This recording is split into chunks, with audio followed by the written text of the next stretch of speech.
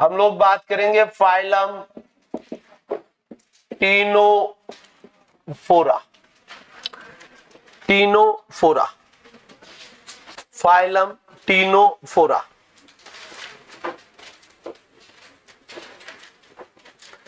देखिए phylum Ctenophora शब्द जो है वो एस के बॉल्ड्स ने दिया,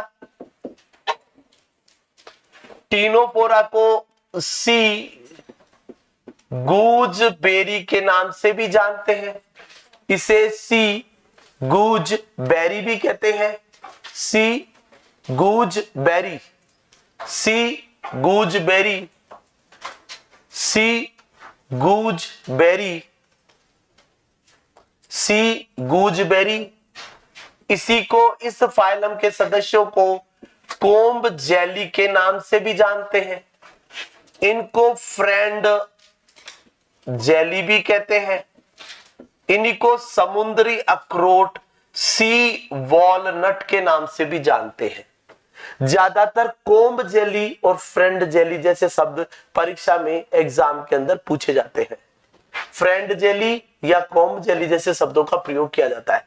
तो देखिए फाइलम टीनोफोरा, टीनोफोरा की बात करें तो टीनोफोरा शब्द जो है वो किसने दिया? एस के बॉल्ड्स ने दिया। इसे sea gooseberry, comb jelly, friend jelly, sea walnut के नाम से जानते हैं। देखिए इस फाइलम के जो जंतु हैं, यहां पर कोम्ब जेली क्यों कहते हैं?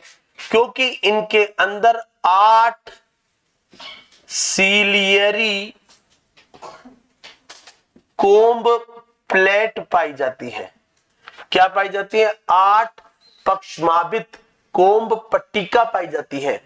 ठीक है ना? इसलिए, और ये पट्टिका किसमें हेल्प करती है? ये लोकोमोशन में हेल्प करती हैं। आरपीएससी कॉलेज एजुकेशन में यहां से इस बार सवाल पूछा जा चुका है। तो 8 सीलियरी कोम्ब प्लेट किसमें हेल्प करती हैं? लोकोमोशन में हेल्प करती हैं। किसमें हेल्प करती हैं बच्चों? गमन के अंदर सहायता करती हैं। तो टीनोफोरा सब एस के बोर्ड्स ने दिया, sea gooseberry, comb jelly, friend jelly, या इसको हम लोग क्या बोलते हैं? सी वॉलनट कहते हैं। यहां पर कोम्ब जेली के अंदर आप लोग बताएंगे 8 सीलियरी कोम्ब प्लेट। कितनी बताएंगे? 8 सीलियरी कोम्ब प्लेट हैं जो कि लोकोमोशन में हेल्प करती हैं। बताएंगे सभी जंतु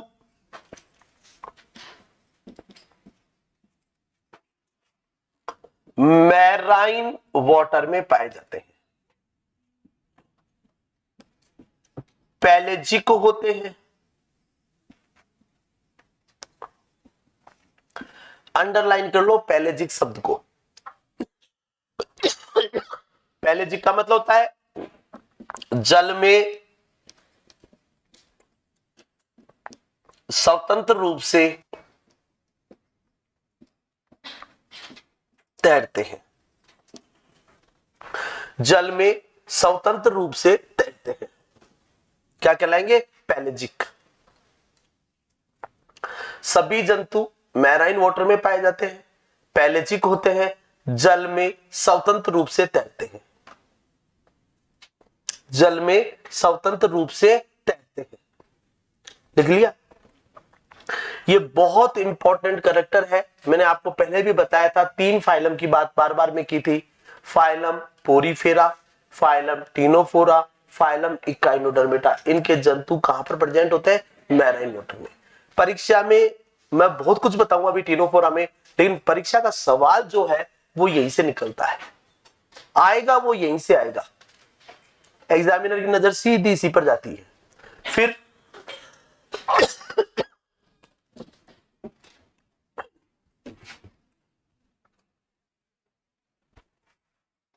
अखरोट देखा है सबने?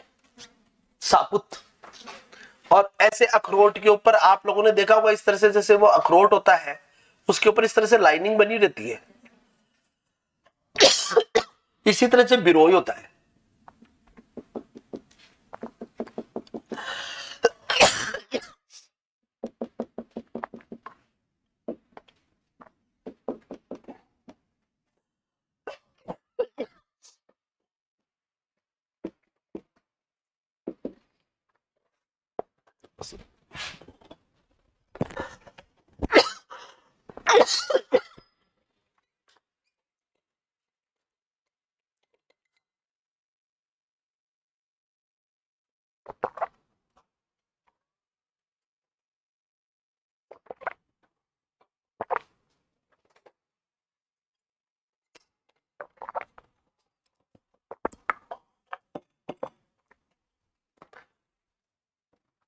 फिर आ जाइए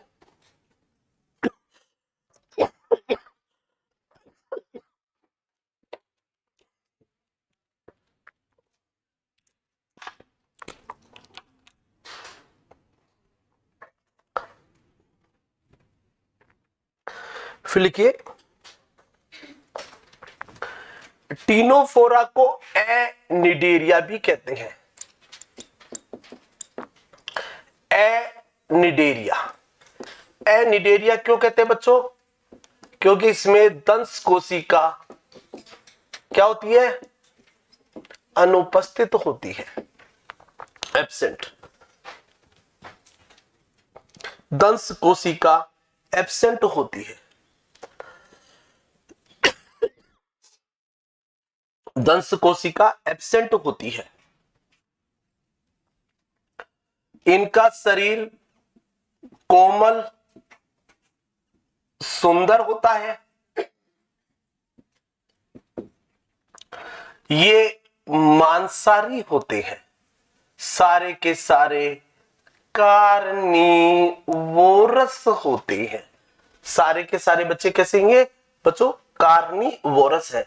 शरीर कोमल होता है, सुंदर होता है, मांसाहारी है, यानी कि कार्निवोरस। कैसे होते हैं ये? कार्निवोरस होते हैं। कार्निवोरस होते हैं। कार्निवोरस होते हैं।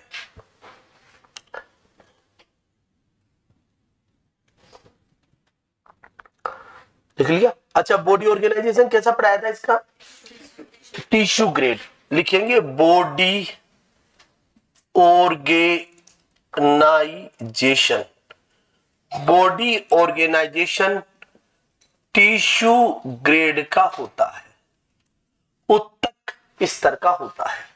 बॉडी ऑर्गेनाइजेशन जो है वो टिश्यू ग्रेड, उत्तक स्तर का होता है। बॉडी ऑर्गेनाइजेशन जो है वो इसका कैसा होता है बच्चों? टिश्यू ग्रेड का होता है। ठीक लिया? कैसा होता है? Tissue grade. अच्छा, अब इनमें बात करें तो कौन सी सिमेट्री पाई जाती है? बाई रेडियल सिमेट्री पाई जाती है। रेड पेन से अंडरलाइन कर लो, दूसरा परीक्षा का सवाल जो इस फायदे से पूछा जाता है। बाई रेडियल सिमेट्री होती है। ये जो एनिमल है ये ट्रिप्लोब्लास्टिक होते हैं।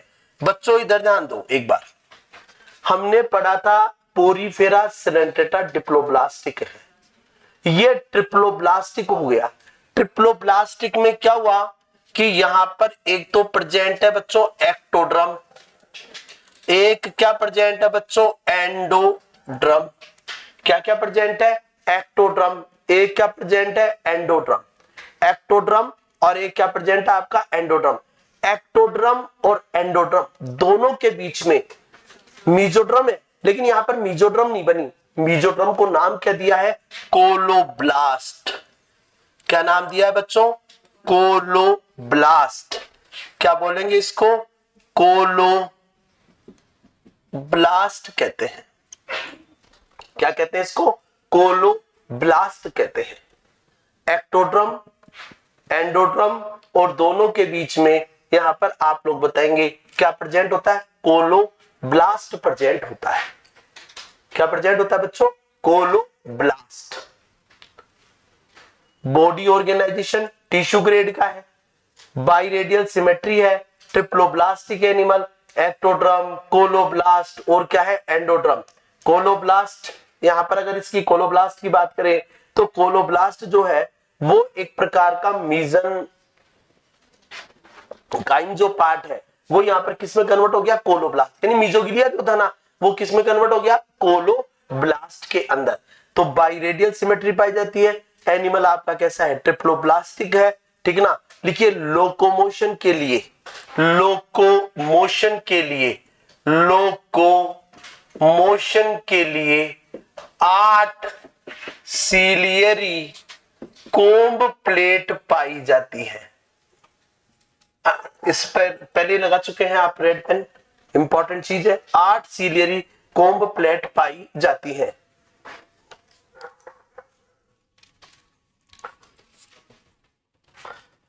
और देखिए आप अगर कोई कहे कि भाई सिलोम तो भी है ही नहीं इनमें, ये भी है सिलोमेट एक प्रकार का, ठीक है ना। लेकिन यहां पर लिखिए एक इंपॉर्टेंट बात, दंश कोशिका अनुपस्थित दंश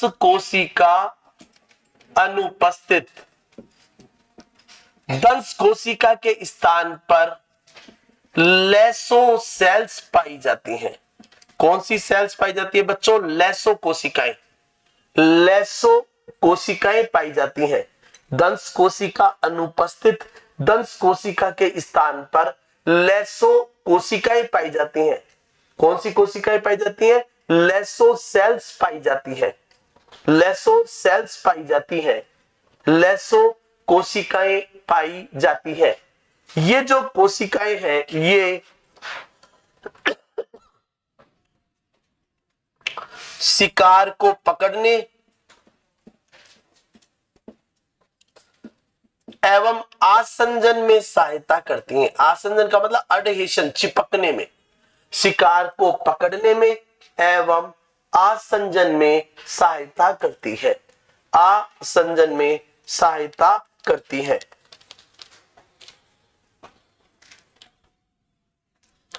रिपीटेशन एक बार कर देता हूं, ध्यान दे लीजिए। फाइलम टीनोफोरा, यहां पर टीनोफोरा के अंदर आप लोग बताएंगे इसको एनिडेरिया के नाम से भी जानते हैं। टीनोफोरा शब्द किसने दिया था? एस.के. बोल्ट्ज ने दिया था। आप लोग बताएंगे कि यहाँ पर जो टीनोफोरा है इनको सी गूजबेरी किस नाम से जानते हैं? सी गूजबेरी। किस नाम से जानते हैं? Comb jelly. किस नाम से जानते हैं बच्चों? Comb jelly. इसके अलावा इनको क्या कहते हैं? फ्रेंड जेली, वॉलनट, ये सारे नाम किसको दिए गए?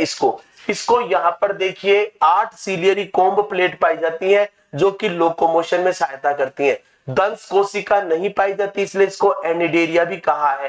दंश कोशिका के स्थान पर यहां पर आप लोग बच्चों बताओगे इसमें क्या पाई जाती है? लेसो सेल्स पाई जाती है, लेसो कोशिकाएं पाई जाती हैं।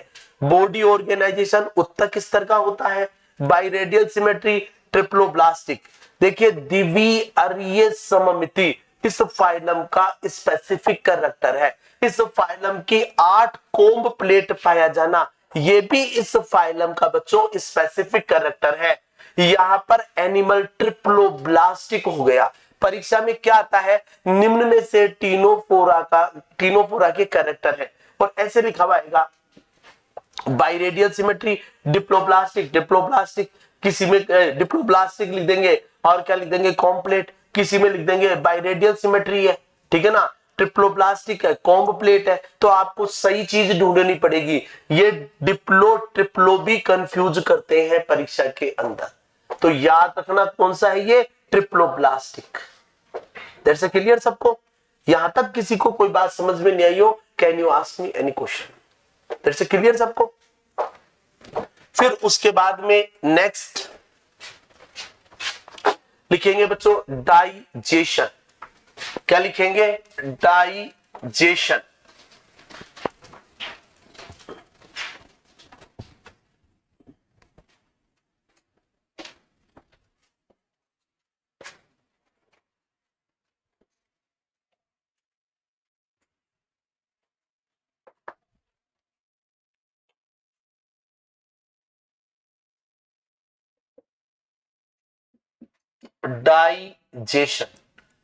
डाइजेशन में लिखेंगे डाइजेशन इंट्रासेल्यूलर भी होता है बच्चों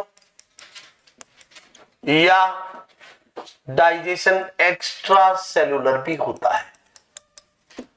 पाचन कोशिका के अंदर और कोशिका के बाहर होता है।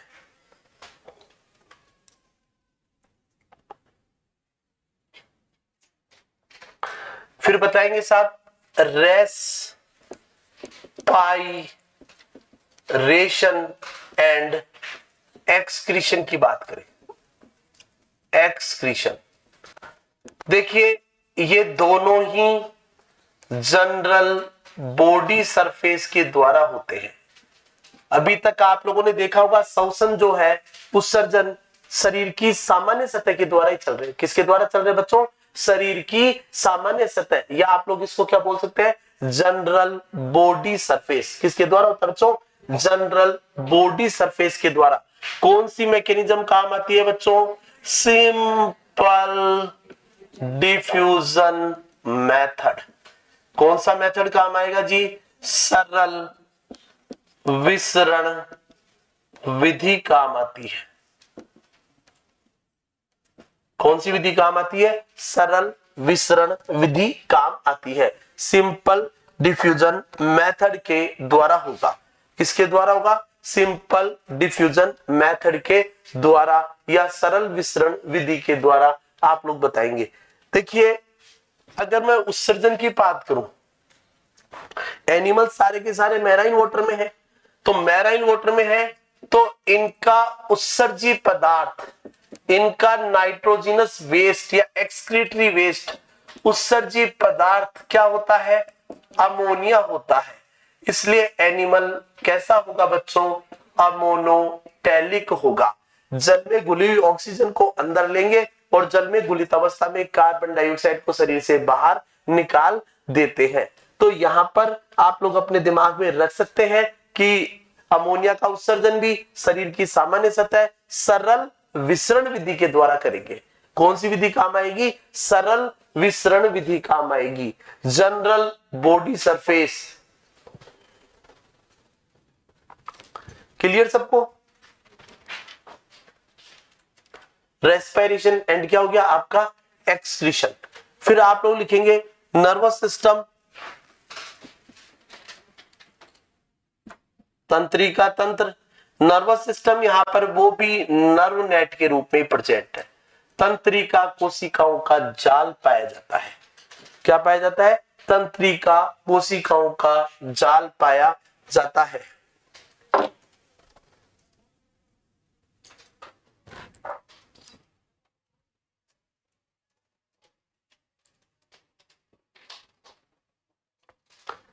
फिर लास्ट लिख लो साहब रिप्रोडक्शन, और बता देते हैं इसका।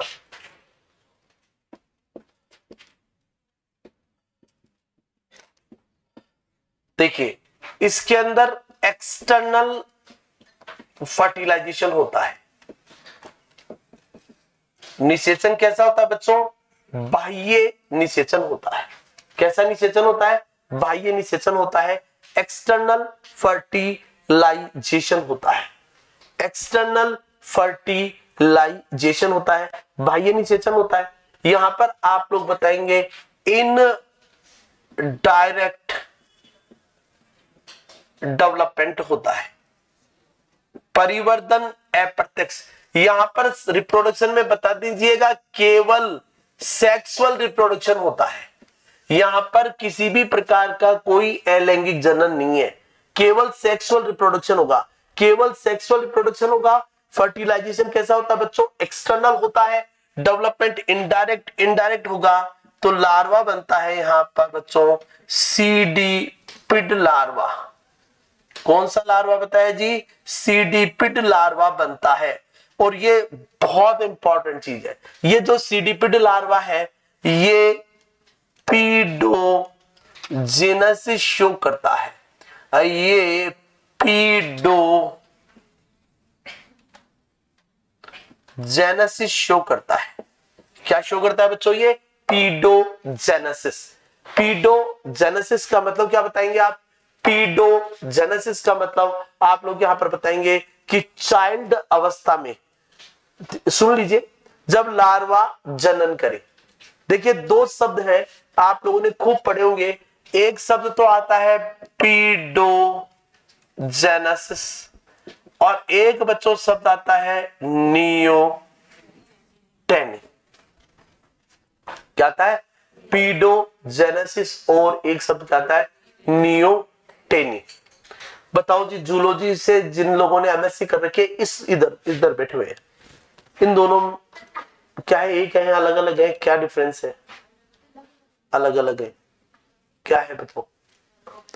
जिसमें तो लार्वा जब अटैक की तरह और रिप्रोडक्शन करने लग जाएगी, और नियोटेनी में है अडल्ट लार्वा ये तो प्रोग्रेसिव और रिट्रोग्रेसिव मेटामॉर्फोसिस की तरफ बढ़ गई। लार्वा अडल्ट में तो चेंज हाँ वेरी गुड, बहुत बढ़िया भैया। रंजना ये पहले पढ़ाया हुआ इसको है, याद है, पर अच्छी बात है ये। देखिए नियोटेनी क्या है? लार्वा एडल्ट में परिवर्तित तो होता है। इसका पूरा माजरा समझने की कोशिश करते हैं किससे? एक्सोलोटल लार्वा से। एक्सोलोटल लार्वा किसका होता है? सैलामेंडर का लार्वा होता है। सेकंड ग्रेड आरपीएससी में भी सवाल पूछा गया था, नियोटेनी का एग्जांपल एक्सोलोटल लार्वा। नियोटेनी में होता है एक्चुअली में सारा खेल क्या चलता है? आयोडीन का खेल चलता है। और आपको पता है कि आयोडीन हमारे शरीर में कौन से हार्मोन का संश्लेषण करती है? कौन सा? थायरोक्सिन हार्मोन का। और थायरोक्सिन हार्मोन मेटामॉर्फोसिस के लिए उत्तरदायी होता है। यह सवाल आपके रिट परीक्षा में पिछली बार पूछा गया था, इस बार नहीं, उससे पहले वाली रिट में पूछा गया था ये सवाल। तो देखिए सवाल यहीं से निकल जाते हैं, यहीं से आपको चीजें समझ में आ जाएंगी। क्या? थायरोक्सिन हार्मोन जरूरी है मेटामॉर्फोसिस के लिए। वो लार्वा को किस में बदलता है? एडल्ट के अंदर बदलता है। अब खेल क्या होता है कि पानी के अंदर सपोज करो ऐसा पानी जिसमें आयोडीन ही नहीं है, आयोडीन की क्या है? कमी है, डेफिशिएंसी है। तो बॉडी में क्या हुआ? थायरोक्सिन बनेगा नहीं। क्यों? क्योंकि आयोडीन ही है, और आयोडीन जो है वो थायरोक्सिन के संश्लेषण के जरूरी है। और आप लोगों ने सुना होगा आयोडीन नमक खाइए नहीं तो भैया वो गेंगा तैयार रहता है। गोइटर टीवी के अंदर एक ऐड दिखाते हैं ना पहाड़ी। तो फिर अगर इसी को पहाड़ी क्षेत्र में ही इस गोइटर देखने को मिलता है, उसको बोलते हैं एंडेमिक गोइटर। एंडेमिक शब्द ये भी आप लोगों के पता नहीं कोई सीटेट की परीक्षा में सवाल आया था, किसमें आया था, मेरे से बच्चों ने पूछा था, तब मुझे ध्यान आ रहा है। एंडेमिक शब्द का ही पूछा था परीक्षा में सवाल। एंडेमिक का मतलब होता है किसी विशेष स्थान पर, किसी स्पेसिफिक रीजन पर। वो कोई भी चीज हो सकती है, कोई एंडेमिक स्पीसीज भी हो सकती है। अपन कहे ना कि साहब ये स्पीसीज, जैसे फॉर एग्जांपल के लिए काजीरंगा नेशनल पार्क के अंदर राइनोसिरोस पाया जाता है। राइनोसिरोस एक सींग वाला गेंडा कहां पर पाया जाता है? Kaziranga national park, Assam. परीक्षा का यह भी सवाल है। मैं सारी परीक्षाओं के सवालों की बात कर रहा हूं, अपनी तरफ से मैंने कुछ नहीं जोड़ा है। काजीरंगा नेशनल पार्क में जैसे पर्टिकुलर वहीं पर वो राइनोसिरोस पाया जाता है, तो राइनोसिरोस पर्टिकुलर वहीं पर प्रेजेंट है, तो वो वहां के लिए क्या कहलाएगा? एंडेमिक हो जाएगा।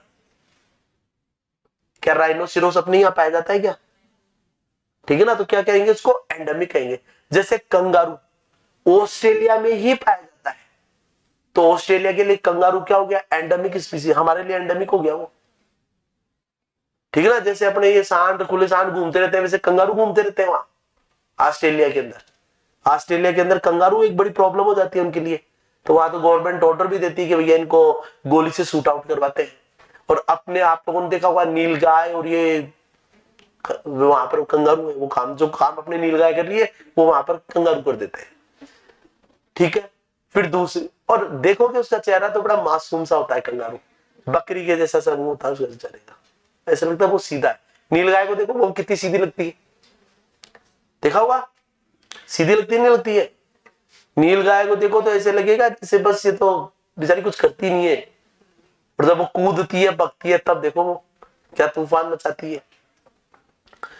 तो देखिए थायरोक्सिन की कमी होने के कारण कायांतरण की क्रिया नहीं होती, मेटामॉर्फोसिस नहीं होता।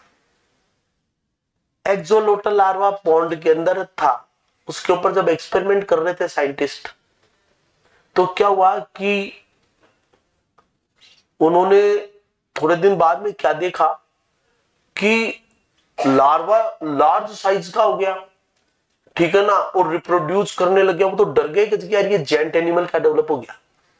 बाद में स्टडी की तो पता लगा कि लार्वा जो था, यदि लार्वल अवस्था में जनन करने लग जाए, मैच्योर हो गया, और लार्वावस्था में क्या करने लग गया, जनन करने लग गया। क्या बोलेंगे, पीडोजेनेसिस। पीडो का मतलब होता है चाइल्ड, जेनेसिस का मतलब होता है जनन करना। अब क्या हुआ, थायरोक्सिन की मात्रा कम थी, तो लार्वा कोशिश करता है एडल्ट में परिवर्तित होने की। तो लार्वा एडल्ट में जब परिवर्तित होता है, कोशिश तो करेगा, तो एडल्ट के अंदर क्या होगा, लार्वा के कुछ कैरेक्टर देखने को मिलते हैं, जैसे एक्सटर्नल गिल स्लिट्स देखने को मिलते हैं। तो हमने क्या नाम दे दिया इसको, नियोटेनी। लेकिन आप लोगों के स्तर पर, क्योंकि 12वीं स्तर की परीक्षा जो होनी है वो तो उसी लेवल का है, परीक्षा में कोई सवाल पूछ ले, नियोटेनिक और पीडोजेनेसिस को लोग एक मानकर भी सवाल बना देते हैं और क्या कहते हैं कि लार्वावस्था में जनन करने लग जाए। क्या कहलाएगा, पीडोजेनेसिस या नियोटेनिक कहलाता है। अगर ऐसा भी लिखा हुआ जाए तो आप देख लेना। बाकी सही जो परिभाषा है इसकी वो तो यही है कि लार्वा जब एडल्ट में परिवर्तित होता है तो एडल्ट के अंदर लार्वा के कुछ कैरेक्टर देखने को मिलते हैं। इस घटना को हम लोग क्या बोलते हैं बच्चों, नियोटेनी कहते हैं। बात समझ में आ गई मेरी, यही क्या ही?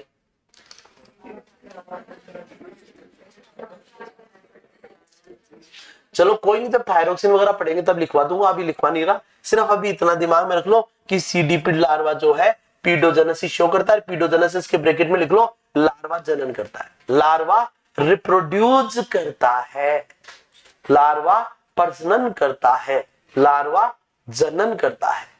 क्या बोलेंगे इसको, पीडोजेनेसिस।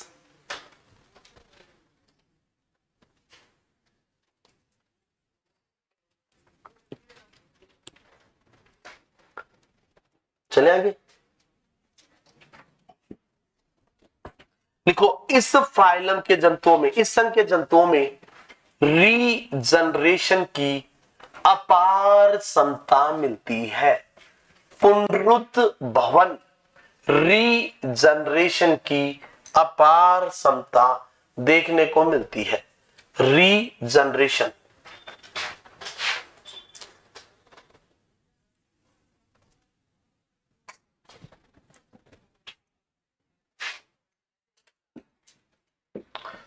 फाइलम टीनोफोरा, ये एक माइनर फाइला है,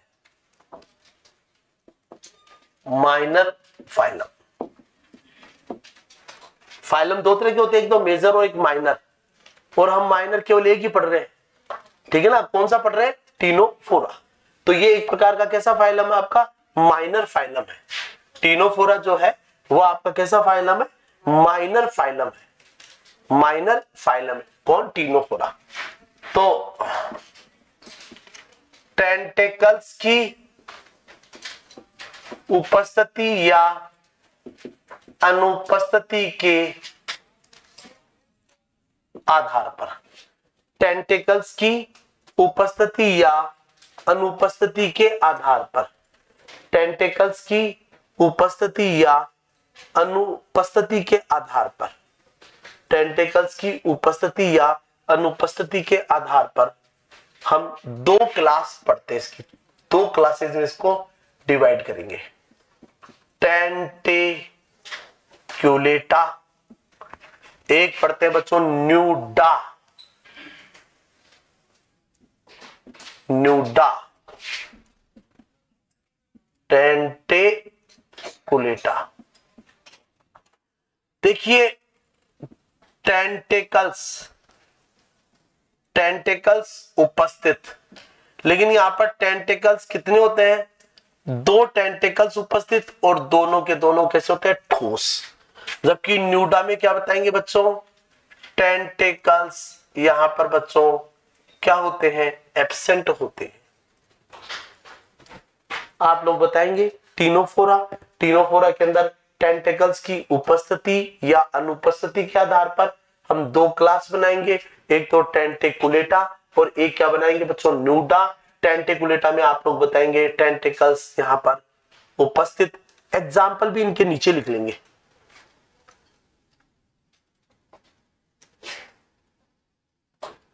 सबसे पहले न्यूडा का एग्जाम्पल लिखो जो परीक्षा में पूछा जाता है। न्यूडा का एग्जाम्पल है बिरोय,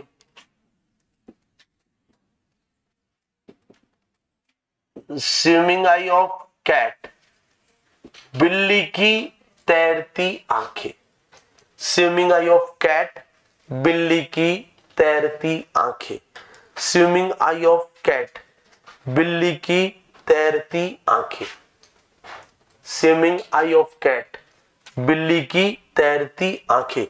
इसी को हम कॉम्ब जेली भी कहते हैं, इसी को फ्रेंड जेली भी कहते हैं। इसी के नाम पर पढ़ते हैं सारा सब कुछ, कॉम्ब जेली, फ्रेंड जेली।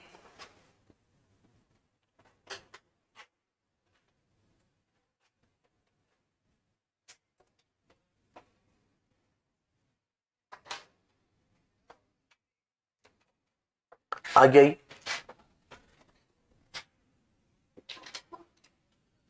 प्लूरोब्रेंकिया, प्लूरोब्रोंकिया, प्लूरोब्रेंकिया, प्लूरोब्रेंकिया,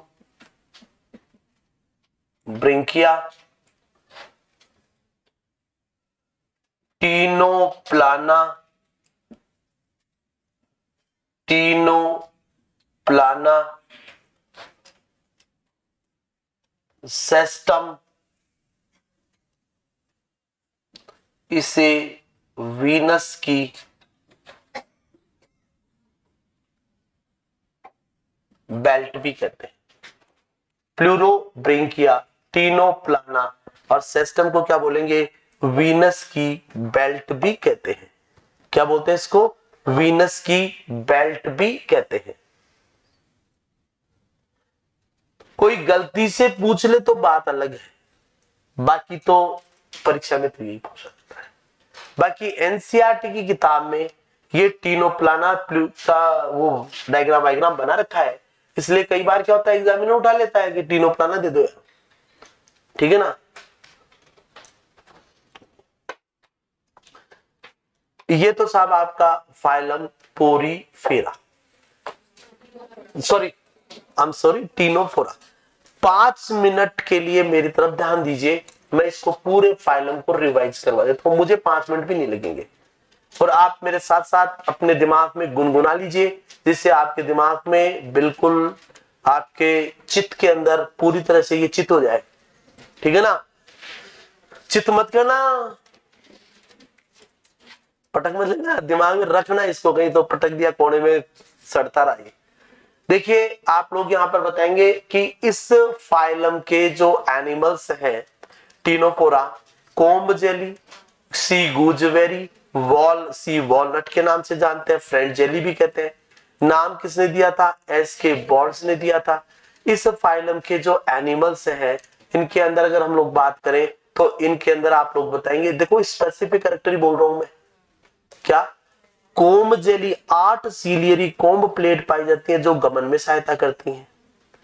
इसके अलावा ये ट्रिप्लोब्लास्टिक है, बाई रेडियल सिमेट्री पाई जाती है, एसिलोमेट होता है। कैसा होता है ये? एसिलोमेट होता है। फिर आप लोग बताएंगे इस फाइलम के जो एनिमल्स हैं सारे के सारे बच्चों कहां पर पाए जाते हैं? मैराइन वाटर में पाए जाते हैं। डाइजेशन इंट्रासेलुलर और आप लोग बताएंगे कैसा होता है? Extra cellular. यहाँ पर टेंटिकल्स या तो प्रेजेंट है या एब्सेंट है। प्रेजेंट है तो कितने हैं संख्या में? 2 हैं। और कैसे होते हैं बच्चों? सॉलिड होते हैं। कैसे होते हैं? सॉलिड होते हैं। टेंटिकल्स 2 हैं और कैसे होते हैं बच्चों? सॉलिड होते हैं। फिर उसके बाद में आप लोग यहाँ पर बताओगे कि दंश कोशिका नहीं पाई जाती। दंश कोशिका के स्थान पर लेसो सेल्स पाई जाती है। कौन सी कोशिका पाई जाती है? लेसो कोशिका पाई जाती है। कौन सी सेल्स पाई जाती है? लेसो सेल्स पाई जाती है। क्या पाई जाती है बच्चों? लेसो सेल्स पाई जाती है। ये आपको इसमें बताना है। फिर उसके बाद में आप लोग यहां पर बताएंगे कि इस फाइलम के जो एनिमल्स हैं, ठीक है ना, उनके अंदर श्वसन और उत्सर्जन शरीर की सामान्य सतह के द्वारा होता है। उत्सर्जी पदार्थ बच्चों क्या होता है? अमोनिया। तंत्रिका तंत्र नेट के रूप में न्यूरोनेट के रूप में प्रेजेंट है। रिप्रोडक्शन केवल सेक्सुअल पाया जाता है। एक्सटर्नल फर्टिलाइजेशन है। Indirect development larva, cydippid larva. Porifera का लार्वा बताओ मैडम, कौन कोई बीच में नहीं बोलेगा। पोरीफेरा का लार्वा आप बताओ। हाँ मैंने बोला था आपको कि मैं पूछूंगा। पोरीफेरा का लार्वा बोलो, आप बताओ मैडम। हाँ वेरी गुड, हाँ बोलो बोलो आप। हाँ एम्फीब्लास्टुला, क्या बोलेंगे। दूसरा क्या होता है, पेरनकाइमुला। क्या होता है, पेरनकाइमुला। क्या होता है, पेरनकाइमुला। ठीक है ना। हाँ मैडम, एडमिन मैडम आप बताओ, सिलेंट्रेट्स के लार्वा कौन कौन से होते हैं। प्लेन्यूला और एक मिनट को दूसरा कौन सा होता है, इफाइरा। कौन कौन से लार्वा होते हैं, प्लेन्यूला, दूसरा कौन सा होता है, इफाइरा। और टीनोफोरा का लार्वा कौन सा होता है, सीडीपिड लार्वा होता है। कौन सा लार्वा होता है, सीडीपिड लार्वा होता है। क्लियर। जो मैडम पीछे पीछे बैठे हुए हैं वो बताएंगे कोलर सेल्स कौन से फाइलम का कैरेक्टर है, कोई बीच में नहीं बोलेगा। कोलर सेल्स, कोलर कोशिका। मैडम आप बताओ। आप एक काम करो, एक दिन जो मैरिड है जिनके कोई बच्चे इस तरह के हो फर्टाइल ब्रेन वाले, उनको ले आओ, आपके साथ बिठाओ उनको, और फिर दूसरे दिन उनको लेकर आना। बस सवाल पूछूंगा, वो बच्चे बता देंगे लेकिन तुम नहीं बता पाओगे। क्यों भैंस का दूध पीते रहता, ग्रे मैटर खत्म हो गया, सारा व्हाइट मैटर बन गया सब। हाँ जी आप बताओ मैडम। कोलर सेल्स पोरीफेरा का कैरेक्टर है। किसका कैरेक्टर होता है। अब आपको चीख चीख के कितना मेरा गला और बैठ गया, लेकिन तुम्हारे दिमाग में कोई चीज घुसती नहीं है। कितनी बार मैंने आप लोगों को बताया कि इसमें ऐसा होता है, इसमें ऐसा होता है, इसमें ऐसा होता है, पर भगवान ही मालिक है। हाँ मैडम, सीमा के पास वाले मैडम, मेटाजेनेसिस क्या होता है। इधर देखो मेरी तरफ, उधर देखना ही नहीं है। मेटाजेनेसिस क्या है।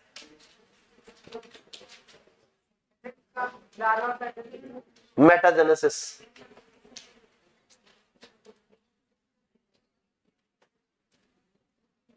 बैठो आप बैठो।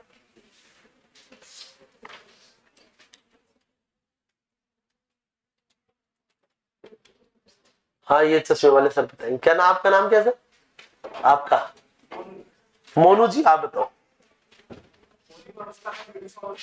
पोलिप का मेडुसा में, मेडुसा का पोलिप में परिवर्तन क्या कहलाता है, मेटाजेनेसिस। याद आया मैडम, क्या याद आया। पोलिप का मेडुसा में, मेडुसा का, अच्छा याद आ गया। तो बताओ पोलिप में कौन कौन से वो बताए थे मैंने, पोलिप के रूपों के नाम। हाँ देख लो पाचन, देख लो याद है हैं। गैस्ट्रोजोइड्स, हाँ डेक्टाइलोजोइड्स और गोनोजोइड्स बताए थे।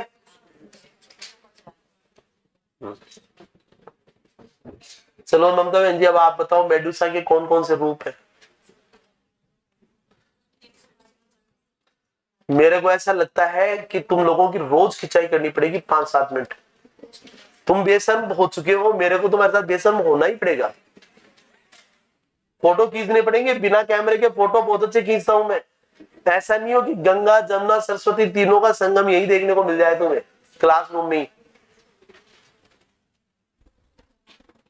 चलो आओ, तो पोरीफेरा तो क्लियर। एग्जाम्पल क्या क्या है, बिरोय। बिरोय को क्या बोलते हो, देखिए टेंटेकल्स की उपस्थिति अनुपस्थिति के आधार पर टेंटिकुलेटा और न्यूडा 2 क्लास बना दी। इसमें टेंटिकल्स प्रेजेंट होते हैं, सॉलिड होते हैं, टेंटिकल्स एब्सेंट होते हैं। और टेंटिकुलेटा में क्या बताएंगे, बोलो pleurobrachia, ctenoplana, ctenoplana, cestum, ctenoplana, pleurobrachia, pleurobrachia, pleurobrachia, ctenoplana, ctenoplana, cestum, और इधर एक एग्जांपल बिरोल। आगे बात समझे। और 8 कोम्ब प्लेट पाई जाती हैं, सीलियरी कोम्ब प्लेट, जो कि गमन में सहायता करती है। 8 पक्षमाभित कंगक पट्टिकाएं पाई जाती है। हेडिंग लगाइए, फाइलम प्लेटीहेल्मिन्थीज।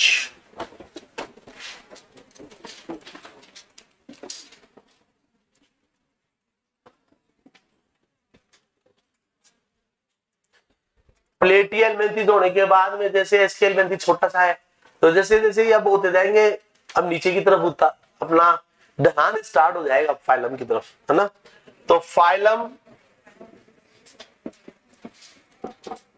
लिखेंगे बच्चों Platyhelminthes, Platyhelminthes, Platyhelminthes, phylum Platyhelminthes. देखिए प्लेटीहेल्मिन्थीज का मतलब है कि यहां पर एनिमल आपका डोर्सो वेंट्रली फ्लैट होता है। डोर्सो वेंट्रली फ्लैट का मतलब पृष्ठधारी चपटा। कैसा होता है? पृष्ठधारी चपटा। कैसा होगा? पृष्ठधारी चपटा होता है, dorso ventrally flat. For example के लिए जैसे ये मोबाइल है, फॉर एग्जाम्पल के लिए मोबाइल है, मान लीजिए ये मोबाइल की सरफेस है डोर्सल और ये सतह कौन सी है? वेंट्रल। तो ये मोबाइल आपको कैसा नजर आ रहा है? फ्लैट। अगर आप चाहे टीनिया सोलियम को देखें, चाहे आप फेसियोला हिपेटिका को देखें, चाहे प्लेनेरिया को देखें, चाहे सिस्टोसोमा मेंसुनी को देखें, डिप्लोजून को देखें, इकाइनोकोकस को देखें, ठीक है ना, राइमिटेमा को देखें, ये सारे के सारे फ्लैट होते हैं।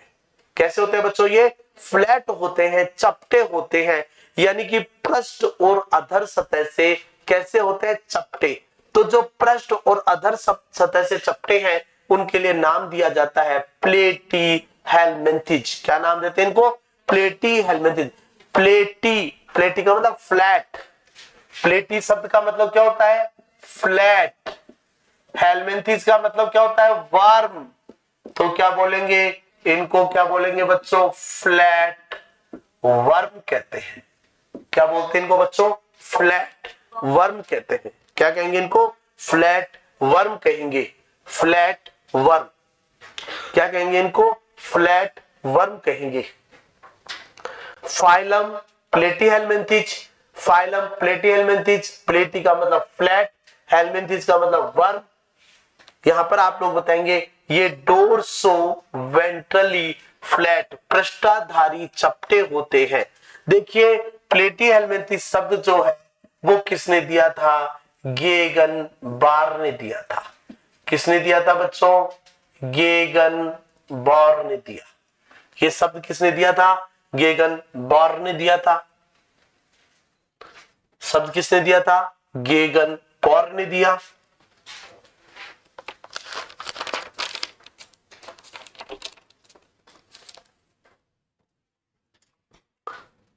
देखिए चाहे प्लेटीहेल्मिन्थीज पढ़े चाहे एस्केहेल्मिन्थीज पढ़े, तो हेल्मिन्थीज की जो स्टडी है, study of हेल्मिन्थीज,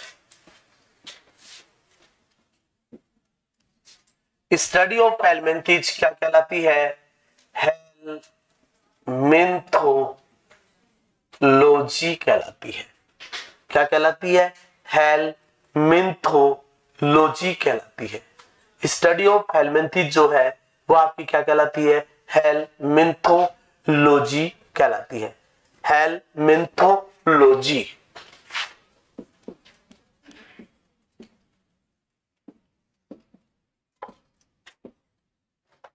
how to make your teaching plan. बीच में बता रहा हूं ये चीज बहुत इंपॉर्टेंट चीज, कि आप अपना टीचिंग प्लान कैसे तैयार करें। आपने अब तक क्या पढ़ा क्या नहीं पढ़ा सब दिमाग से निकाल दो, पर अब आप कल से क्या करने वाले हैं उस चीज को दिमाग में डाल लीजिए। यदि वास्तव में आप सिलेक्शन के पॉइंट ऑफ व्यू से सोचते हैं उसको देखते हैं या उसके पॉइंट ऑफ व्यू से यहां पर आए हुए हैं। तो क्या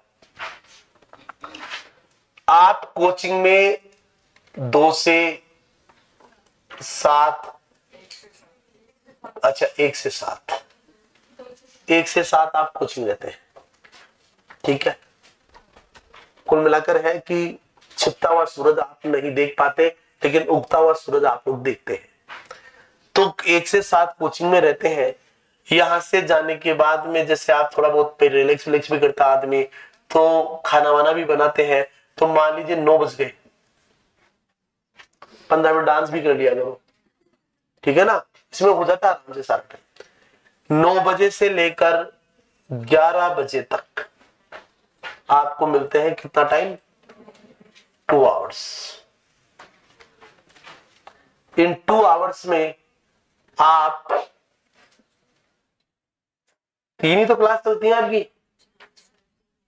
कितनी चलती है, 4 चलती है भी नहीं, बायोलॉजी को छोड़ दो, उसके अलावा 4 क्लास चलती हैं। तो 2 पेपर तो नाइट में पढ़ लो, जीके वाले, है ना, जीके पर ये नीचे वाले भी ज्यादा स्ट्रेस देते हैं, तुम भी ज्यादा स्ट्रेस देते हो, तो 2 घंटे दे दो। सुबह उठो 4 बजे चलना पड़ेगा, ऐसे थोड़ी कोई बन जाएंगे टीचर, ऐसे थोड़ी कोई सिलेक्शन होते हैं, उठना ही पड़ेगा।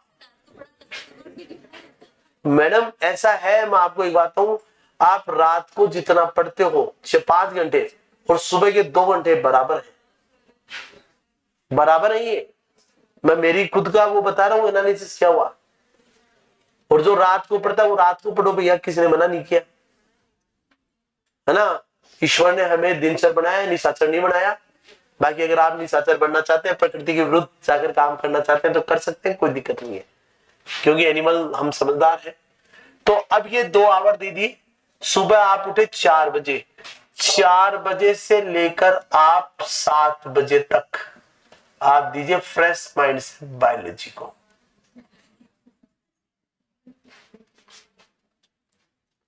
हो गया, ठीक है ना। 4 का मतलब 4:15 भी हो सकते हैं भाई। आदमी फ्रेश वेश होता, चाय वाय भी पीता, 4:15 हो जाएंगे, 4:20 हो जाएंगे। 4:20 से लेकर भी अगर आप 7 बजे तक जितना मैं आपको पढ़ा रहा हूं उसको पढ़ लिया और उससे संबंधित प्रॉब्लम आपने निकाल ली, इतना सा काम आप लोगों को बायोलॉजी के लिए करना है। फिर 7 बजे बाद में आप अपना नहाना धोना, रिफ्रेशमेंट, नाश्ता वास्ता जो भी कुछ करना चाहे, 7 से 8 के बीच में वो सारे काम हो सकते हैं। 8 बजे से लेकर फिर वापस आप लोग 10 बजे तक 2 घंटे, फिर आप अपने जीके के पेपरों को दे दो। किसको दे दो, जीके के पेपरों। फिर आपके पास में टाइम बचता है 10 से लेकर 1 के बीच का। 1 बजे तो कोचिंग ही आओगे, 10 से 1 के बीच का टाइम है। आप खाना बनाइए, खाइए, आराम से थोड़ा रिलैक्स हो जाइए, ब्रेन को रिलैक्स कीजिए, और फिर उसके बाद में अपने कोचिंग आकर कोचिंग पढ़ लीजिए। इतना आपको करना पड़ेगा। और ये सारी प्रक्रिया आपको 8 से लेकर 12 महीने तक लगातार करनी है।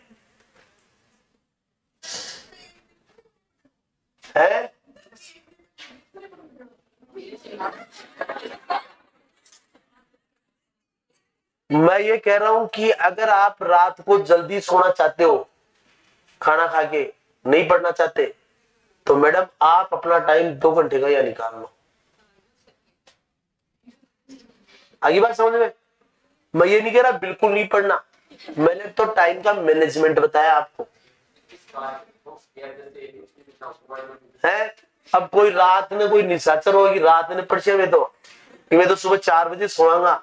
देखो जो जितना लेट सोता है ना, सुबह वो उतना ही लेट उठता है, सुबह की पूरी दिनचर्या उसकी खराब हो जाती है। आप रात को 2 घंटे लेट सो लो, 1 घंटा लेट सो लो, आपके सुबह के 4-5 घंटे गए। ये मेरा एक्सपीरियंस है, मैं वो इतना एक्सपीरियंस शेयर कर रहा हूं आपके साथ। भैया अगर ये प्लानिंग करके आप अगर 8 से 12 महीने तैयारी कर लेते हैं, फिर आप मेरे से मिलना, ये कन्वर्ट होता है किसमें? सिलेक्शन के अंदर। इसको कहते हैं सिलेक्शन। आई बात समझ में? ऐसे नहीं होता है कि कोई गजेटेड अधिकारी बनने के लिए, ऐसे कोई साइन करने के लिए कोई पकड़ा देगा, ले गजेटेड बन गया, तो ऐसे नहीं बनोगे। उसके लिए भैया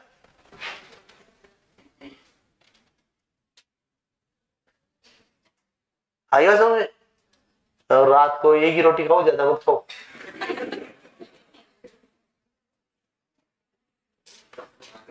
कोई नहीं, 2 खा लो यार, भी क्या याद करोगे, ठीक है ना। पर दूध जरूर लेना, गाय का मिल जाए तो ज्यादा ठीक है, ठीक है ना। देखिए हंसने वाली बातें सारी अलग है। अगर आप ये प्लानिंग करके प्रिपरेशंस कर रहे हैं, अगर आप रोजाना 4 घंटे, आप जो 4 घंटे यहाँ पढ़ते हैं वो वहां पर दे रहे हैं, आप 2 घंटे जो यहाँ बायोलॉजी पढ़ते हो उसको घर पे इतना टाइम बायोलॉजी को दे रहे हैं, ठीक है ना। इसको सेल्फ स्टडी, तो भैया सिलेक्शन हो जाएगा। सारे बच्चे पढ़ेंगे तो पूरे बच्चों का हो जाएगा। बिहार के अंदर 30 बच्चों का, एक बार उसमें आया था, टाइम ड्यूरेशन भूल गया उसको, 30 में से 28 बच्चों का आईएएस में सिलेक्शन हुआ था, एक ही कोचिंग इंस्टीट्यूट। होने को कुछ भी हो सकता है और होता है, पर करने वाली चाहिए।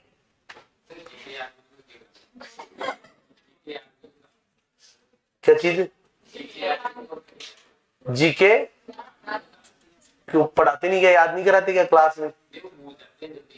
जल्दी, उसका भी तरीका मैं भूल गया वो बताना। आप जब भी रात को सोए, सुबह से लेकर आपने शाम तक क्या पढ़ा है उसको एक बार फटाफट पेज को बस रिवाइज कर ले। फिर हर वीक के लास्ट में पूरे वीक जितना पढ़ा है उसको वापस रिवाइज कर ले, ठीक है ना। फिर ऐसे ही 15 दिन बाद में वो पहले वाला और उससे आगे वाला, संडे का दिन एक दिन रखो बस रिवीजन डे, उसका नाम ही रिवीजन बॉक्स रख दो, ठीक है ना। तो रिवीजन डे रखो बस, एक दिन खाली रिवीजन करना है। आ रही बात समझ में? मतलब पूरे सप्ताह में एक दिन का दिन रखो रिवीजन का, क्या पढ़ा है क्या नहीं पढ़ा है बाहर में जाए, बस खाली रिवीजन करेंगे। फिर आप देखना सिलेक्शन होता है या नहीं होता है, फिर मेरे से बात करना। पर ये करने के बाद में बात करना, इससे पहले बात मत करना। झूठ मूठ आकर मत बोल देना साहब मैं तो 12 घंटे पढ़ता था, हुआ ही नहीं। डोल दिख जाते, वो अपने कहते हैं ना कि पूत के पग है ना पालने में नजर आते हैं, तो वो पालने में सब कुछ नजर आ जाता है भैया। और मेरी आदत बिल्कुल भी नहीं है कि मैं जबरदस्ती झूठी तारीफ करके चढ़ाऊं दो में, ठीक है ना। अभी एक पेपर देकर आप हटे हो, है ना, और बहुत जल्दी पेपर किया था उन लोगों ने, 2 घंटे का टाइम थोड़ा दिया था उन्होंने। वो तो ये कह रहे थे कि बच्चों ने पेपर ही जल्दी कर लिया, मेरे को तो फोन करके ही कहा उन्होंने कि भाई पेपर जल्दी कर लिया उन्होंने। कोई नहीं, समझ में आ गया प्लान? जो इसको फॉलो कर लेगा उसका कल्याण है, जो फॉलो नहीं करेगा वो अगली बार दोबारा आगे बैठ जाएगा। दोबारा प्लान सुनना, टीचिंग प्लान, फिर कोई नई स्टाइल बड़ा बताएंगे। पर चाहते हैं ऐसा ही है कि आप घर पे ही करें, ज्यादा अच्छा है। इसको मनन करें प्रॉपर तरीके से, आपका कल्याण हो जाएगा, ठीक है साहब। अब प्लेटी हेलमिंथिस बुला रहा है अपने को, वापस चलते हैं। स्टडी ऑफ हेलमिंथिस क्या कहलाती है? हेलमिंथोलॉजी। देखिए अब इसके हैबिटाट की बात करते हैं। हैबिटाट का मतलब आवास, कि एनिमल आपका कहां कहां पर पाया जाता है, आवास। देखिए एनिमल, कुछ एनिमल एक्वेटिक होते हैं। एक्वेटिक का मतलब क्या होता है बच्चों? जलीय होते हैं। इसका एग्जाम्पल, 3 एग्जाम्पल से पूरा फाइलम पढ़ डालेंगे। कौन कौन से बोलो? डुजेशिया, डुजेशिया को बोलते हैं प्लेनेरिया। फेशियोला हिपेटिका, बोलो Fasciola. Taenia solium, Taenia solium, Taenia solium, Fasciola, Fasciola hepatica, Fasciola hepatica, और एक प्लेनेरिया। तो देखिए एक्वेटिक तो कौन होता है? प्लेनेरिया। कौन होता है बच्चों? प्लेनेरिया। फिर बात करते हैं किसकी? पैरासाइट की। पैरासाइट भी 2 प्रकार की। एक तो होता है बच्चों कैसा? एक्टोपैरासाइट। जानते हो क्या एक्टोपैरासाइट क्या होता है? एक होता है एंडोपैरासाइट, एक तो जो बाहर से चूसते हैं, खून, जू, उमलाउज होती है ना, जू, ठीक है ना, वो किस कैटेगरी के अंदर आती है? एक्टोपैरासाइट में आती है। लेकिन यहां मत जू लिखना, वो आर्थ्रोपोडा में आएगी। एक्टोपैरासाइट का एग्जाम्पल है डिप्लोजून। क्या बताएंगे बच्चों?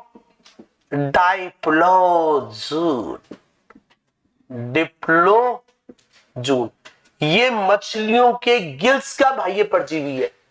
आगे लिखेंगे, जब इसका नाम लिखेंगे ना सम्मान के साथ में, तब लिखेंगे कि ये मछलियों के गिल्स का बाह्य परजीवी होता है। अभी तो दिमाग में रखो डिप्लोजून। एंडोपैरासाइट की बात करेंगे तो एंडोपैरासाइट में एक तो लिख लीजिए लीवर फ्लूक। लीवर फ्लूक बच्चों किसको बोलते हैं? फेशियोला को, Fasciola hepatica, Fasciola, liver fluke. और एक लिखेंगे टीनिया। क्या लिखेंगे बच्चों? टीनिया, जिसको टेप वर्म या फीता कर्मी भी कहते हैं, टीनिया। लीवर फ्लूक और एक लिखेंगे बच्चों टीनिया। तो आवास कैसा बताया? एनिमल कैसा हो सकता है? एक्वेटिक, एक्वेटिक में प्लेनेरिया। और पैरासाइट के रूप में एक्टोपैरासाइट, एंडोपैरासाइट में लीवर फ्लूक और टीनिया। आगे चलते, फिर लिखेंगे बॉडी ऑर्गेनाइजेशन। बॉडी ऑर्गेनाइजेशन कैसा होता है बच्चों बताओ? बॉडी ऑर्गेनाइजेशन, मैं बॉडी प्लान नहीं पूछ रहा, बॉडी ऑर्गेनाइजेशन पूछ रहा हूं बच्चों। बताओ कैसा होगा? ऑर्गन ग्रेड, अंग स्तर का। किस स्तर का होता है बच्चों? Organ grade. प्रोटोजोआ में क्या पढ़ा था? प्रोटोजोआ में प्रोटोप्लाज्मिक, पोरीफेरा में सेल्यूलर ग्रेड, सिलेंट्रेटा में सेल्यूलर टिश्यू ग्रेड, टीनोफोरा में टिश्यू ग्रेड। टीनोफोरा में कैसा होता है? टिश्यू ग्रेड होता है। क्या होता है? Tissue grade. और यहां पर बॉडी ऑर्गेनाइजेशन ऑर्गन ग्रेड। उसके बाद में आगे बात करते हैं। आगे आप लोग क्या लिखेंगे? यहां पर बॉडी प्लान। यहां पर अगर बॉडी प्लान देखें तो इनका बॉडी प्लान जो है वो कैसा होता है बच्चों? कैसा होता है? कैसा बताया था? ट्यूब विद इन ट्यूब कहां से आ गया? Blind sac, blind sac body plan. Blind sac body plan क्यों है? क्योंकि यहां पर एलिमेंट्री कैनाल इनकम्प्लीट है। एलिमेंट्री कैनाल कैसी होती है? इनकम्प्लीट, इनकम्प्लीट होती है, अपूर्ण होती है। आहार नाल अपूर्ण है। क्यों अपूर्ण है? क्योंकि एनस अनुपस्थित होता है। लिख डालो body plan, blind sac body plan, incomplete, अपूर्ण।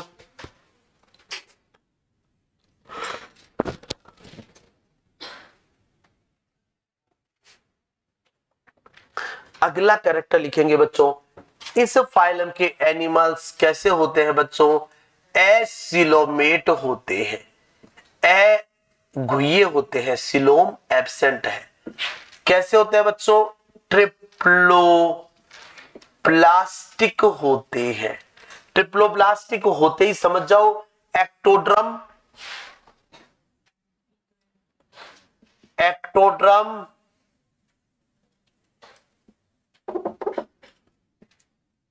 एक्टोड्रम, मीजोड्रम और क्या, कौन सी ड्रम, एंडोड्रम, तीनों स्तर पाए जाते हैं। सिमेट्री कौन सी आ गई बच्चों अब, बाइलेटरल सिमेट्री। जबकि टीनोफोरा में कौन सी थी, बाइरेडियल। सिलेंट्रेट्स में कौन सी थी, रेडियल। कौन सा सिलेंट्रेट्स था जिसमें बाइरेडियल पढ़ाई गई आपको, सी एनिमोन, मेट्रिडियम, एडम्सिया। कैसी सिमेट्री बताई इसमें, बाइलेटरल सिमेट्री होती है।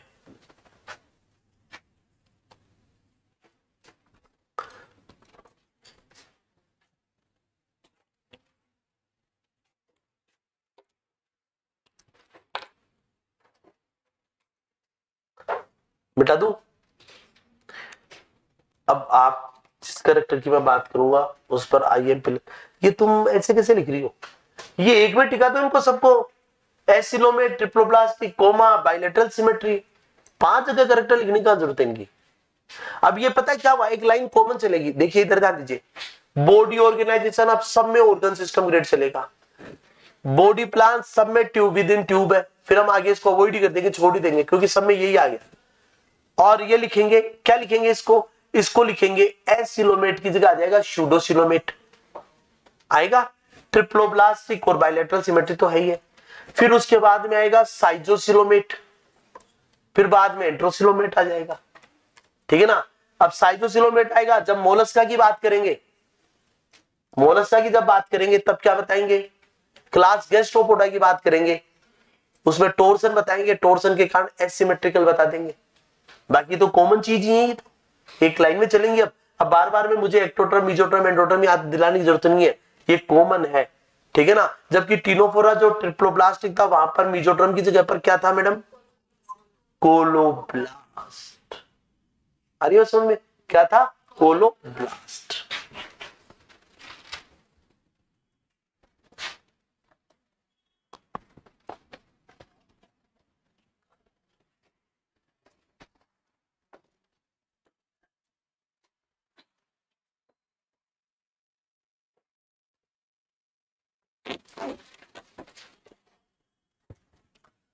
कल मैं आप लोगों को इस यूनिट के क्वेश्चन का बैंक उपलब्ध करवाऊंगा, वो आप लोगों के पास में नहीं मिलेंगे, ठीक है ना। अभी जो नई शीट्स आ रही है उनमें उतने सवाल नहीं है क्लासिफिकेशन के, वो मैं आपको उपलब्ध करवाऊंगा। दूसरा एक मैं कुछ जो सवाल है वो इंग्लिश मीडियम के होंगे,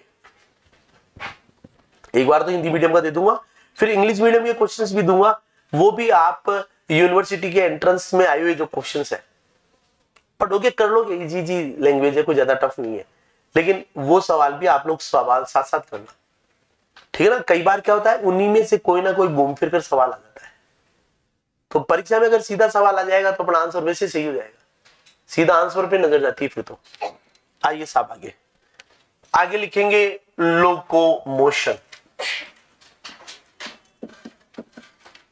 देखिए इस संघ के जंतुओं में लोकोमोटरी ऑर्गन एब्सेंट, इस संघ के जंतुओं में गमन अंग अनुपस्थित होते हैं, इस संघ के जंतुओं में गमन अंग अनुपस्थित होते हैं, locomotory organ absent, locomotory organ absent होते हैं। यहां पर इस संघ के जंतुओं में आप लोग बच्चों क्या बताओगे, लोकोमोटरी ऑर्गन क्या होते हैं, एब्सेंट होते हैं, ठीक है ना। लोकोमोशन के लिए ऑर्गन एब्सेंट है।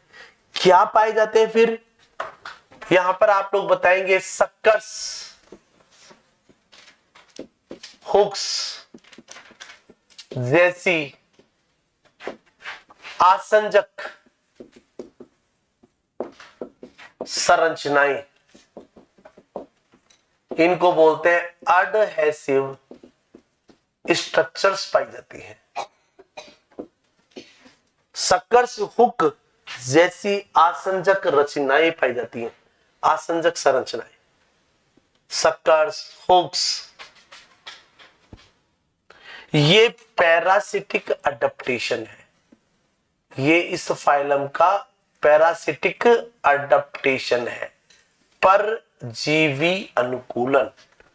ये इस फाइलम का क्या है बच्चों, परजीवी अनुकूलन है।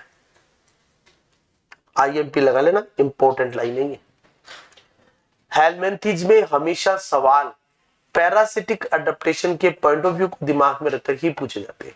अब देखिए इधर ध्यान दीजिए, अब मैं आपको यहां पर डायग्रामेटिक चीजें बता रहा हूं कुछ, एक ध्यान दीजिए। देखिए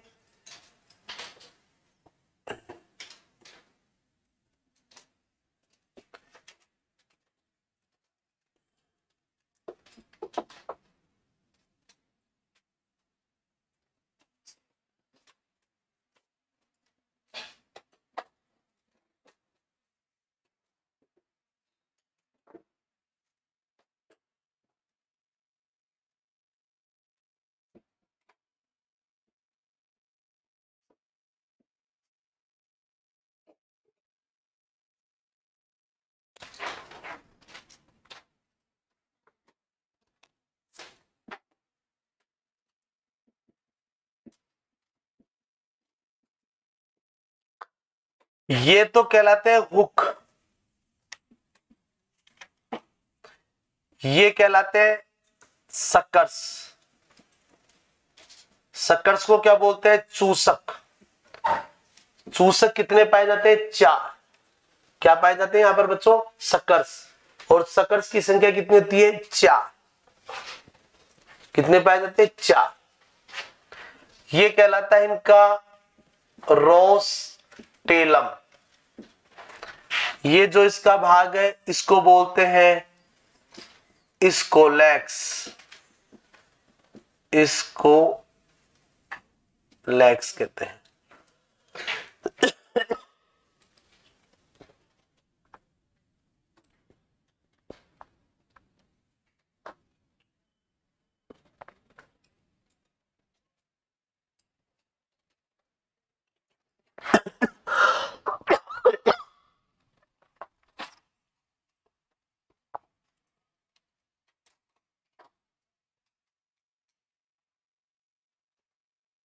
ये कहलाते हैं प्रोग्लोटिड्स।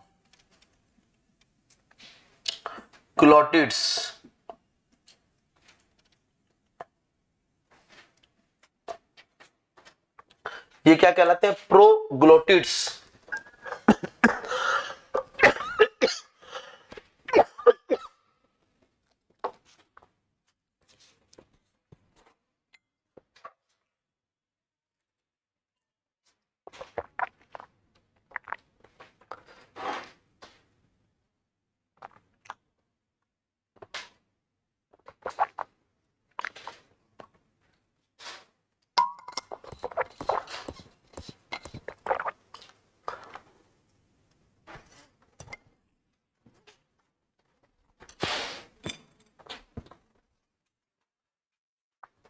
सकर्स भी 4 है,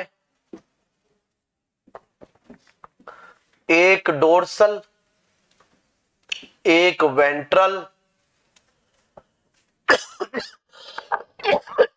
सॉरी 2 लेटरल।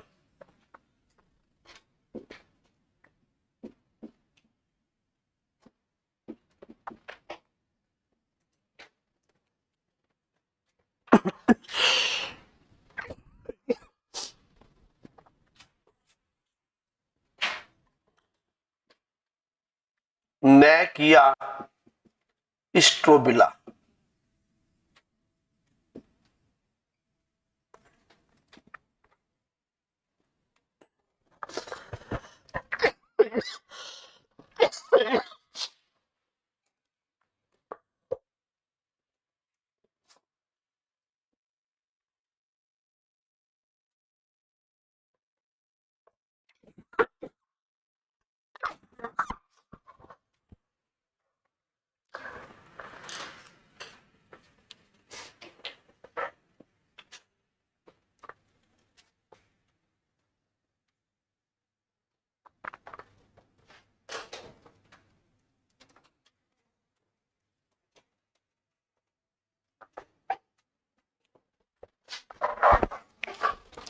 बना लीजिए डायग्राम।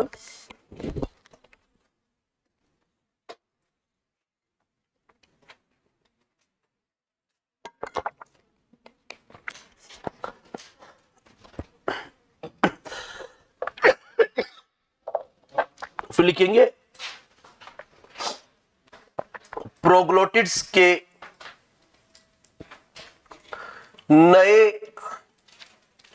प्रोग्लोटिड्स को हिंदी में बोलते हैं देखंड। नए प्रोग्लोटिड्स के निर्माण की प्रक्रिया को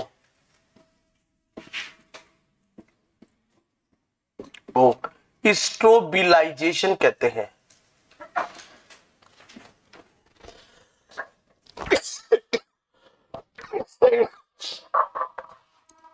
स्ट्रोबिलाइजेशन कहते हैं।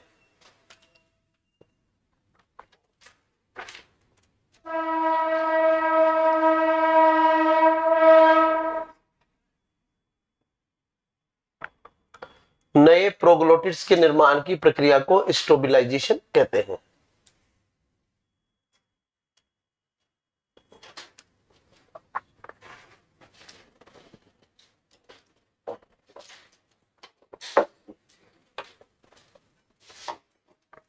देखिए एक टर्म जो परीक्षा के अंदर कई बार पूछी जा चुकी है, एपोलाइसिस।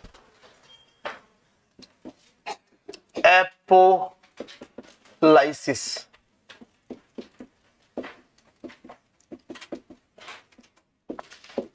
ये परीक्षा का सवाल है, परीक्षा में पूछा जाता, आईएमपी लगा लीजिए इस पर भी, इसी में लिखना है साथ में। अभी मैं फेशियोला का भी बताऊंगा थोड़ा। ये मैंने देखिए डायग्राम बताने के पीछे मेरा मोटो क्या है, आपके सिलेबस में भी ये टीनिया सोलियम, हमें ये मालूम होना चाहिए रोस्टेलम क्या है, इसमें हुक और सक्कर्स पाए जाते हैं, जबकि फेशियोला में केवल सक्कर ही पाए जाते हैं। यहाँ पर सक्कर की संख्या कितनी होती है, 4। फेशियोला में कितने पाए जाते हैं, 2। यहाँ पर आप लोग देखेंगे ये स्कोलेक्स कहलाता है, इसका आगे वाला भाग पूरा का पूरा। ये नेक है, यहाँ पर क्या पाए जाते हैं, देखंड। इनमें फाल्स सेगमेंटेशन देखने को मिलता है, जबकि लीवर फ्लूक के अंदर सेगमेंटेशन देखने को नहीं मिलता। अब आप लिखेंगे नए प्रोग्लोटिड्स के निर्माण की प्रक्रिया क्या लिखवाई, स्टोबिलाइजेशन। एपोलाइसिस क्या, एपोलाइसिस में क्या होता है, प्रोग्लोटिड 3 प्रकार के होते हैं, इममेच्योर, मैच्योर और ग्रेविड। ग्रेविड प्रोग्लोटिड का मतलब है कि ऐसा प्रोग्लोटिड जिसके अंदर निषेचित अंडे भरे रहते हैं।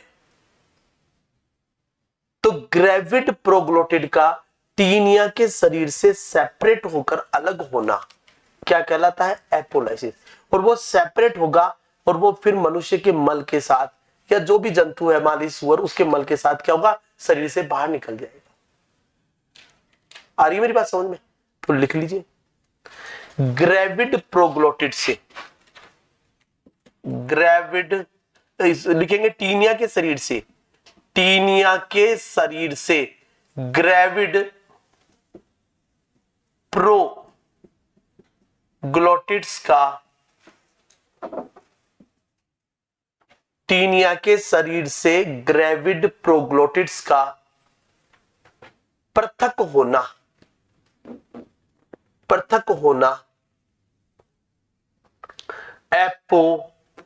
एपोलाइसिस कहलाता है। ये बहुत इंपॉर्टेंट टर्म है परीक्षा की दृष्टि से। क्या कहलाता है बच्चों, एपोलाइसिस कहलाता है। दोबारा बोल देता हूं, टीनिया के शरीर से ग्रेविड प्रोग्लोटिड का पृथक होना क्या कहलाएगा बच्चों, एपोलाइसिस कहलाता है।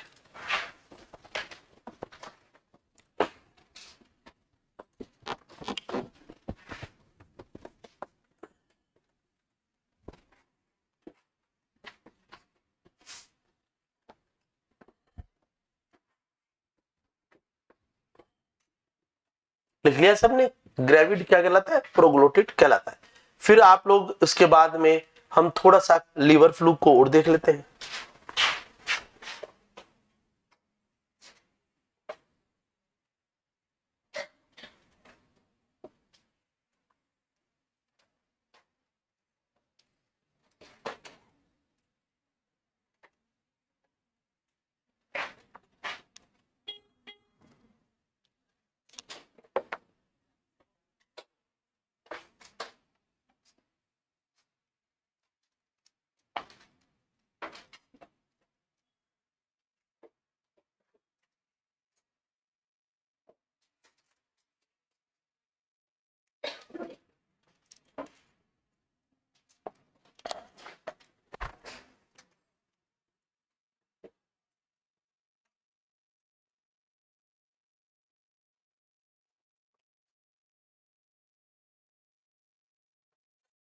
देखिए यहां पर अगर इसको देखें,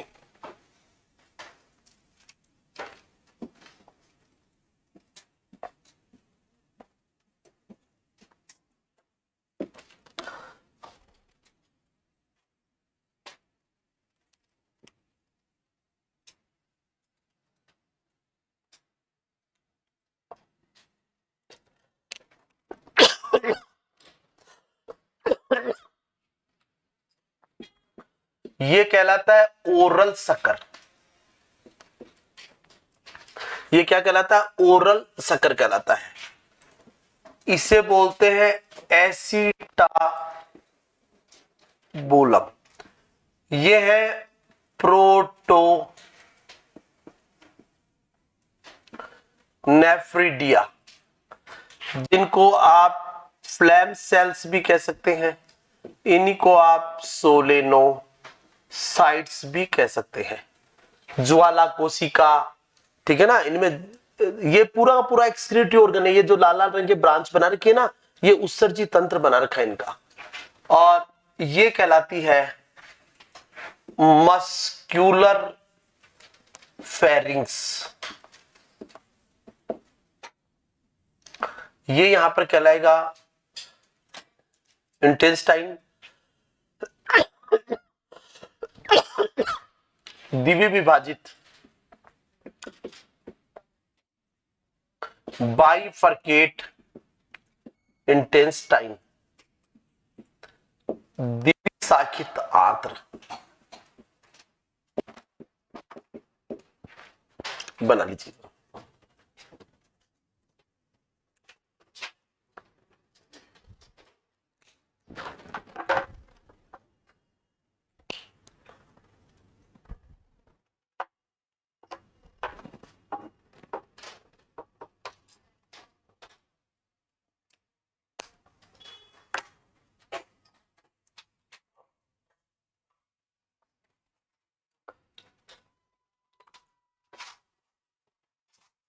एसिटाबुलम को वेंट्रल सकर भी कहते हैं, इसी को पोस्टीरियर सकर भी कहते हैं। पश्य चूसक, अधरीय चूसक, अधर चूसक, अधरीय। ओरल सकर को माउथ भी कहते हैं, और इसी को हम एंटीरियर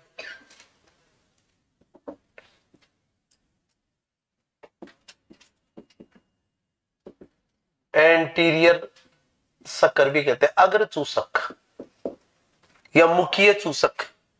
और यहीं पर आप लोग बताएंगे ये कहलाता है गोनोपोर, जनन छिद्र।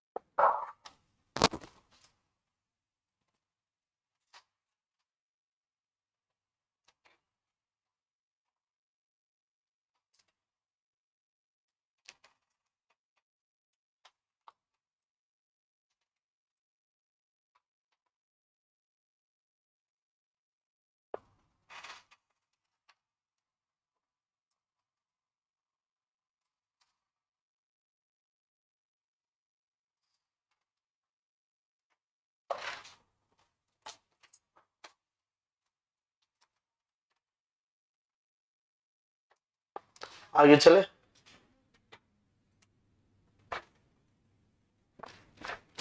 हो गया सबका?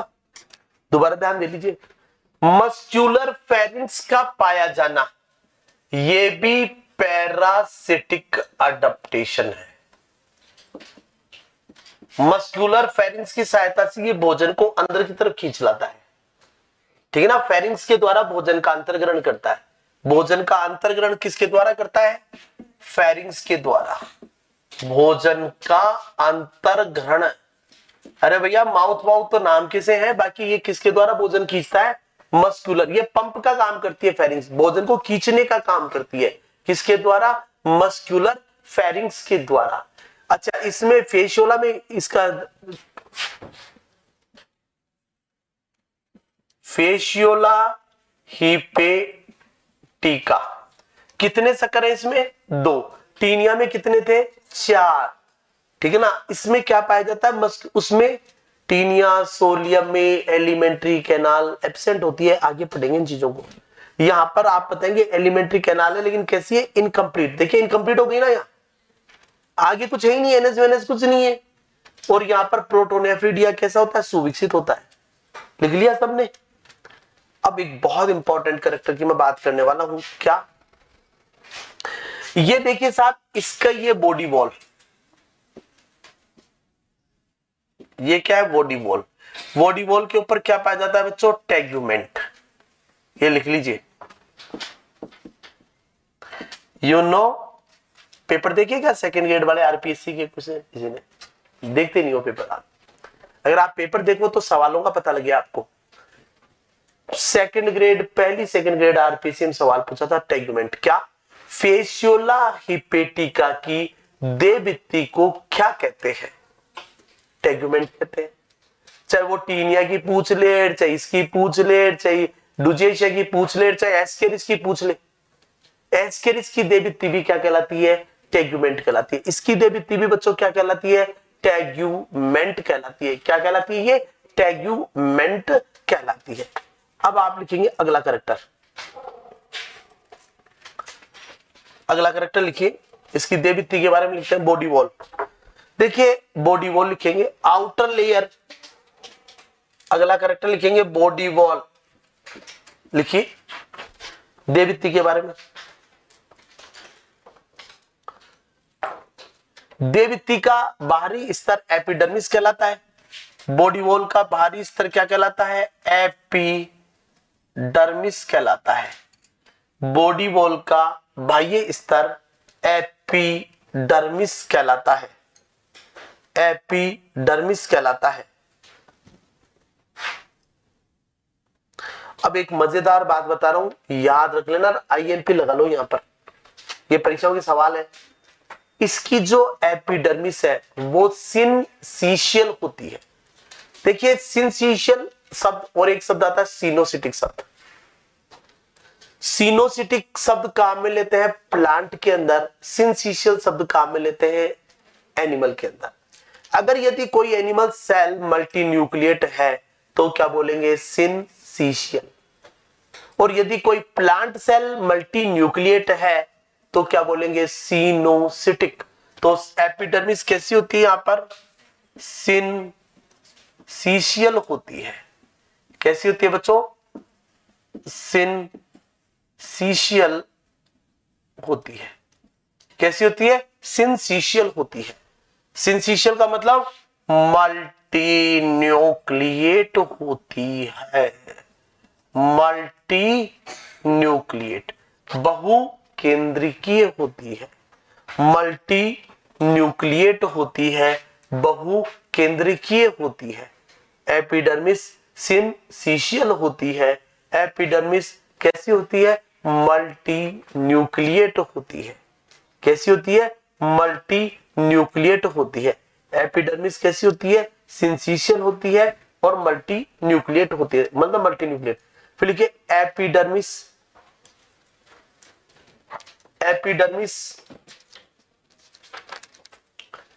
टेग्यूमेंट का, एपिडर्मिस टेग्यूमेंट का स्त्राव करती है। टेग्यूमेंट, एपिडर्मिस टेग्यूमेंट का स्त्राव करती है। ये टेग्यूमेंट, यह टेग्यूमेंट, यह टेग्यूमेंट पैरासाइट की, परजीवी की होस्ट, होस्ट को क्या बोलते हैं? परपोषी। होस्ट के डाइजेस्टिव एंजाइम से सुरक्षा प्रदान करती है। टेगुमेंट पैरासाइट की होस्ट के डाइजेस्टिव एंजाइम से, होस्ट के पाचक एंजाइम से सुरक्षा प्रदान करती है। आप सोचिए, आदमी बड़ी बड़ी मछलियां खा जाता है, मांस खा जाता है, तो ये दुबले पतले से जीव क्या लगेंगे उनके आगे? पच जाने चाहिए शरीर में, इनका डाइजेशन हो जाना चाहिए। अरे एस्केरिस अपने शरीर में पाया जाता है ह्यूमन के अंदर, छोटे बच्चों के अंदर, तो एस्केरिस का डाइजेशन तो हो जाना चाहिए एलिमेंट्री कैनाल में, लेकिन उसके ऊपर पाचक एंजाइम्स का कोई असर ही नहीं पड़ता। क्यों? क्योंकि उनकी जो आउटर लेयर है वो किसकी बनी हुई है? टेगुमेंट। टेगुमेंट एंजाइम्स के साथ में कोई रिएक्शन ही नहीं करता।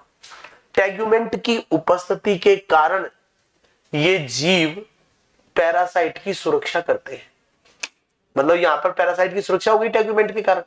पैरासाइट की सुरक्षा कौन करता है? टेगुमेंट। ब्रैकेट में लिखो पैरासिटिक अडेप्टेशन। ये भी एक पैरासिटिक अडेप्टेशन है, ये भी एक बच्चों पर जीवी अनुकूलन है।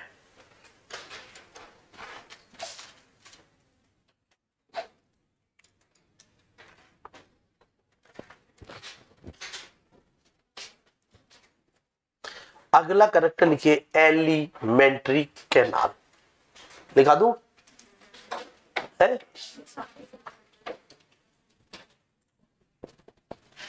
वो तो वैसे ही याद हो गया।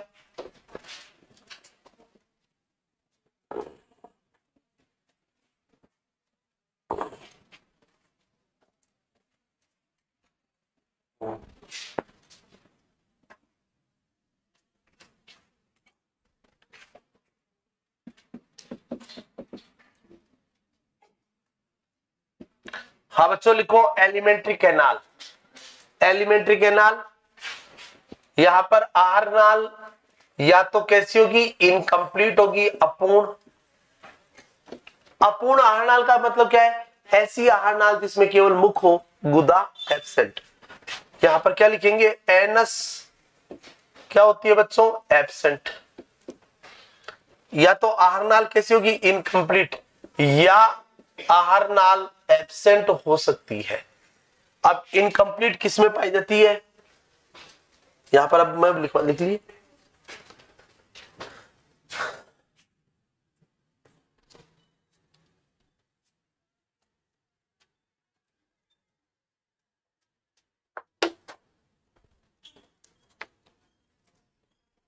हाँ देखिए इसकी 3 क्लास है। टीटीसी, टीटी टिकट चेक कर लो, कुछ भी याद कर लो, ठीक है ना, कि टेक केयर याद कर लो, ठीक है ना, कि तानसेन टेक केयर। तानसेन का नाम सुना है क्या? कौन है? एक तन सिंह भी है। तन सिंह का भी नाम सुना है क्या? तूने नहीं सुना? राजपूतों के ऊपर तूने नाम नहीं सुना? तन सिंह इतनी बड़ी जयंती मना दी जिसकी, पूरे भारत के अंदर राजपूतों ने अपना बिगुल बजा दिया, और तेरे को पता ही नहीं लगा कि तन सिंह कौन है? क्षत्रिय संघ के स्थापक वही तो थे। हाँ, हीरक जयंती उन्हीं के लिए तो मनाई गई थी। तुम यार कौन सी दुनिया में पैदा होते हो? ये तो चीजें याद रखो, बहुत इंपॉर्टेंट चीजें हैं। तो टीटीसी, ठीक है ना, याद दिमाग में रखना। टी का मतलब बोलो, ट्रिमेटोडा, टर्बिलेरिया, ट्रिमेटोडा, सिस्टोडा। बोलो, देखो टर्बिलेरिया, देखो टर्बिलेरिया, क्या नाम बताया जी? टर्बिलेरिया, ट्रिमेटोडा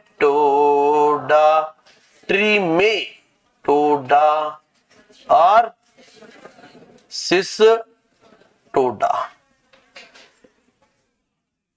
सिस्टोडा, ये 3 क्लास है। अब देखिए टर्बिलेरिया की बात करें, टर्बिलेरिया और ट्रिमेटोडा, इन दोनों में एलिमेंट्री कैनाल प्रेजेंट होती है, सिस्टोडा में एलिमेंट्री कैनाल एब्सेंट। टर्बिलेरिया का एग्जाम्पल क्या आता है? प्लेनेरिया, और प्लेनेरिया को हम एडी वर्म के नाम से जानते हैं। एडी वर्म किसको कहा जाता है? टर्बिलेरिया के सदस्यों को। ट्रिमेटोडा के जो सदस्य हैं वो फ्लूक वर्म कहलाते हैं।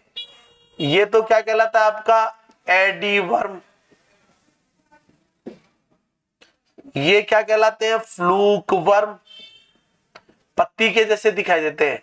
और सिस्टोडा के सदस्य क्या कहलाते हैं बच्चों? टेप वर्म, फीताकृमी।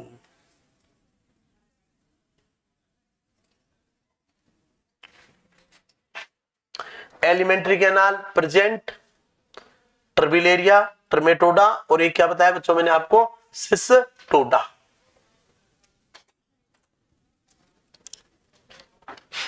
एलिमेंट्री कैनाल केवल टर्बिलेरिया और ट्रिमेटोडा में ही पाई जाती है।